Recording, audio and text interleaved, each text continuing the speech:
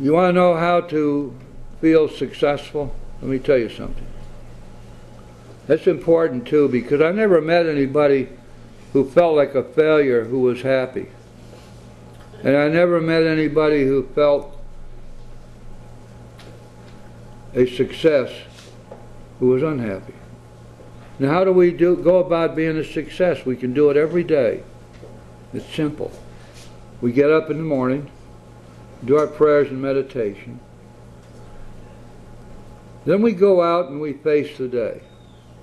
We do what's on our plate to be done that day. We don't shirk from anything.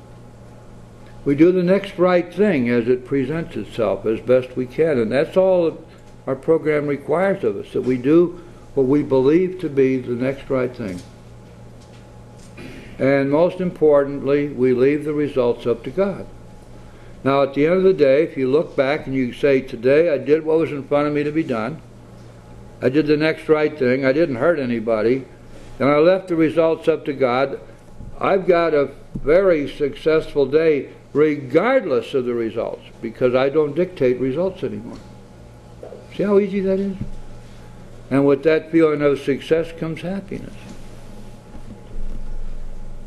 Goes on to say this, if there is any indication that he wants to stop, have a good talk with the person most interested in him, usually his wife. You can tell this was written in the 30s, can't you? Get an idea of his behavior, his problems, his background, the seriousness of his condition, his religious leanings. You need this information to put yourself in his place, to see how you would like him to approach you if the tables were turned. Well, not only, that's just common sense, isn't it? We're planning to really have some serious contact with this person, and we need to know with whom we are dealing, so that we can judge and gauge our own conduct accordingly. Sometimes it's wise to wait till he goes on a binge. The family may object to this, but unless he's in a dangerous physical condition, it's better to risk it. Why, heck, back, you know, we don't even know who the families are anymore. This is a family disease, but we've forgotten that. The families were always involved in the meetings. The wives worked the steps, and the spiritual principles were taught to the children. Everybody pitched in, and the families were considered to be an integral part of recovery, which in fact they are. And those of you who are family people, you know what I'm talking about. And so when they talk about that the family may not like that, but we have to tell them not to deal with him when he's very drunk, unless he's ugly and the family needs your help. Today's day, we wouldn't even know today if a family needed help. Wait for the end of the spree, or at least for a lucid interval. Then let his family or friend ask him if he wants to quit for good, and if he would go to any extreme to do so.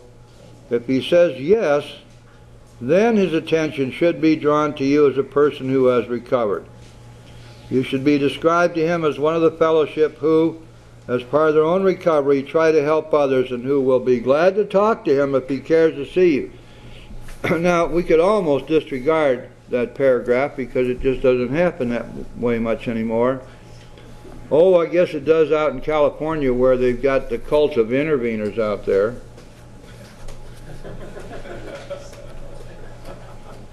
It's kind of a witch's coven. They should wear these pointy black hats. Have a cauldron they boil with, I don't know, lizard livers and bat's wings and stuff. They come into the family and they charge the family up front.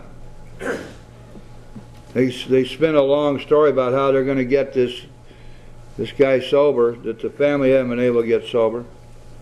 So they get a bunch of money out of him up front, and then they arrange for the family to set this poor drunk up, you know, to get him in a place where he can't escape. And then the intervener runs down to his pet treatment center and arranges his bounty. And he usually has a success bonus built in. So now the poor drunk is confronted by his family, and this intervener is there, a body snatcher really, and snatches the body and carts him off to the treatment center, where he goes under house arrest for a week. Treatment center makes lots of money and pays the bounty to the intervener, and the family's already paid him a bunch of money up front. Now, a lot of these people claim to be AA members. Maybe some of them are, I guess so. I don't know. I don't think they stay sober very long doing that. But that's not, you see, here, this is kind of surplusage now, because we don't even try to become acquainted with the family. And of course families are spread all over hell and gone now too, especially people you meet in Florida. Their families are in Cucamonga and Pierre and of course New York, out on Long Island, up in Jersey. Never the twain shall meet, you know. So we do the best we can with them. Hog tie them, rope them down, make them read the big book. Whip them and beat them and make them write bad checks.